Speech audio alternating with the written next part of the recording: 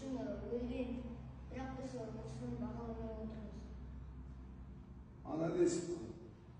Отлично. Молодец.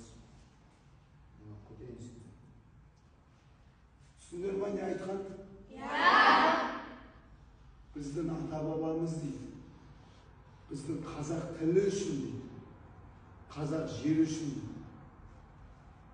Біздің тәуелсіздік үшін өмірлерін, жандерін берген дейді. Көрдіңдер ма қандай бала? Молодец, конечно. Молодец.